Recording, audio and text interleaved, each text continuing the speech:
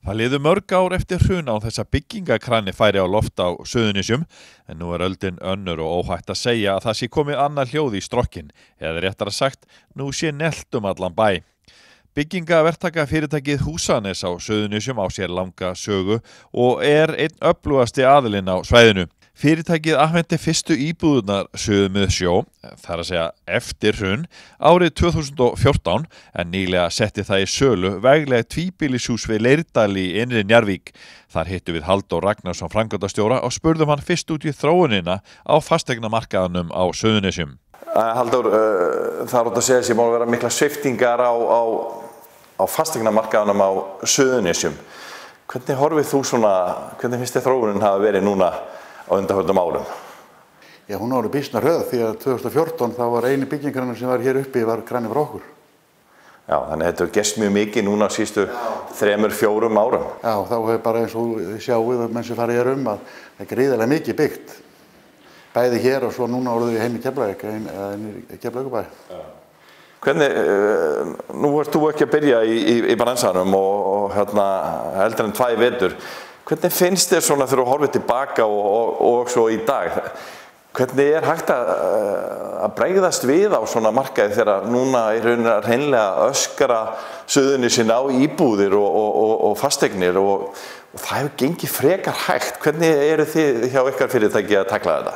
Við erum að tækla það þannig að við vorum bara núna 2014-15 afhentu Bjarkadal 2, 15 íbúðir. Svo keyptum við hús sem við Leirdalinn. Það voru 5 uppsteypt hús, 260 fermetrar sem það átt að vera. En við erum búin að breyta þeim í 10 bíli, þetta er svona sérbíli hérna við götuna. Og það eru 10 íbúður og svo eru aðra 6 sem bíða núna, bara verið að mála og verið að vinna inn í, sem við höldum svo áfram með. Og við höfum lóð hérna í Unnastal sem þar fyrir 36 íbúður. Og svo hefur lóðið hérna í Keflavík og sjá á bakkanum sem kannski frægt er. En þannig að við erum vel settið með lóðir og annað og þess að þú spurður líka gott þetta svaraði þannig að kröfurnar hafa alveg aukist alveg gríðarlega. Og til þess að vera og geta staðið á þessu markaði þá þarf að leggja mikið í það sem er að gera og leggja metna í alla vinnu, alla frágang og efnisval. Halldór segir að lengi hafi fasteignaverð verið mun lægra en í nágranna sveitarfélagunum á höfuðborgarsvæðinu, en það hafi verið að breytast að undanförnu. Nú þetta að færast nær sannvirði og það er meira áhugavert að stunda núna íbúðarframleiðslu eins og við erum að gera, heldur en var. Og það er náttúrulega ástæðan fyrir því að kannski þið og fleiri verktakar byrjuðu ekkert að byggja fyrr eftir hrun, að það náttúrulega auðvitað var mikið ástand fljótlega eftir hrun. En það var út af því að það náttúrulega náðist ekki bara að selja á nógu háu verði til þess að borga þessi að byggja. Já, það er ein ástæðan og önnur í sú kannski líka að sömu verktakar voru bara í sárum eftir kreppuna og þú ferð ekki að byggja fyrir fleiri 100 milljónir annarkvæmt fjölbýlishús eða raðhús eða hvað annað sem vilt byggja nema hafa bakland, banki sem styðji og hafa burði til þess. Þannig að þessi fyrirtæki hafa bara verið í sárum frá kreppinni alveg til þessa dags eiginlega má segja, svona til 2014. Þá er svona vakning og nú er þetta orðið þannig að það eru stóri verktakar Reykjavík að koma hingað, allir eru að veðja á Reykjanesbæ, sætasta stelpan á ballinu, eins og sagt hefur verið. Þannig að þetta er orðið sko, það vantar íbúðir en það er líka margir að framleiða.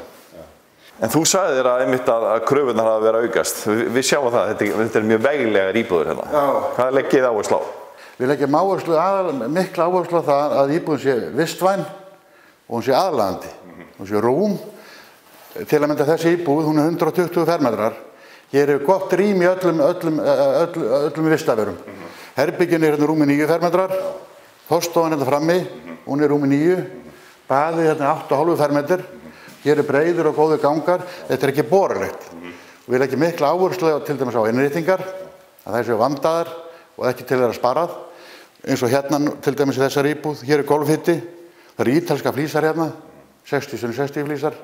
Það eru gólfsíðu gluggar, það er yfirhæð á öllum hurðum og við erum með þýska gæðavöru í tækjum frá AEG og þetta er það sem við leggjum áherslu á fyrst og fremst að leggja metnað og vandvirkni í það sem við gerum þannig að við getum boðið það með góðri samvisku. En er þetta að gera dýrt? Jú, það er svo kaupum, hún er stödd örugglega dýr sko. En svona ef við tölum bara svona, hvað erum við að tala fermetraverðið á þessum íbúðum hérna? Við erum að tala um það eins og við erum að selja þetta og þetta á sölu núna, eins og ég segi, það 10 íbúðir fullbúnar hjá okkur sem til sölu, en 6 farnar og hinnar einhverju vinslu eins og gengur. En við hefum verið hérna, svona þverskurðurinn aðeins hjá okkur hefur verið 380 kr. fermetrinn í þessu sérbýli með þessum gæðum. Það svipað og menn að selja bara í fjölbýlishúsum og blokkaríbúðum. Þannig það nú ef fólk skoðar það. Þannig við erum teljum að bjóða alveg einstaklega góða vöru á mjög sanngjörnu verði. Þannig það. Já. Hefur breytingin á undanförnum áratugum orðið þannig að núna hugsið þið verktakar meira að fullklára íbúðurnar með meira innvolsi heldur en var áður? Já, þetta mjög góð spurning sko. Þetta var þannig, kannski svo þú manst, við erum eldri tæfitu báðir. Þetta var löngu þannig að húsið var skilað tilbúinu tréverk. Já, mjög algengt. 20-30 árum síðan. Já, 20-30 árum síðan. Og það var kannski í raðhúsi eða einhverju fjölbýlishúsi, það var þessi að smíða á kvöldun innrétta og það var gert eftir efnum, hálfklára, tók kannski 10-15 ára að klára húsin og það var kannski innréttingin með þessi spón, innir þetta með öðrum, teppalega herbyggja en flýsar allt annað, það var svona hist og her. En þetta alveg rétt hjá þér. Í dag eins og við, okkar fyrirtæki, við viljum ekki skila íbúðunum með fullbúnum. Með öllu saman. Það með gólfefni og öllu saman. Og ekki næst ekki hagræðing líka í því þegar þið eruð að byggja einhvern massa að þið eruð að taka inn innréttingar og annað, þið fáið það í rauninni, getið búið þá betra verði heldur en þegar einstaklingurinn að gera þetta og þetta náttúrulega kannski heppnast líka betur. Jú, þetta bara eins og þú segir, þetta alveg hárrétt, þetta þannig að eins og við hérna við byggðum bara 16 íbúðir sko, allt innréttingarnar, flýsar 16 íbúðir, þetta nærðu meiri hagræði, svo getur inn þetta svona keðjuverkandi þannig að þegar á endan komið, þá þetta miklu affárasella fyrir alla og þannig á að gera þetta finnst mér og þannig viljum við gera þetta. Þannig að hvernig svona, þegar þú horfir á næstu, mánuði og ár á þessu svæði, hvernig meturðu svona markaðinn í heild svona? Hvað tilfinningur hefurðu fyrir þróuninni? Ég hef þá tilfinningu fyrir þróuninni, sko, mér óvar við hvað margir komin að byggja.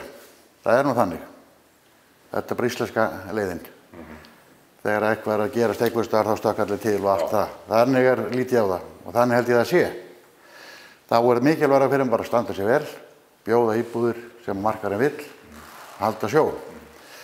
Ég lít þannig á þetta svæði hér að ég myndi halda, ég nú ekki með neina greiningadeildi, það nú ekki oft ekki reynst sannspáar.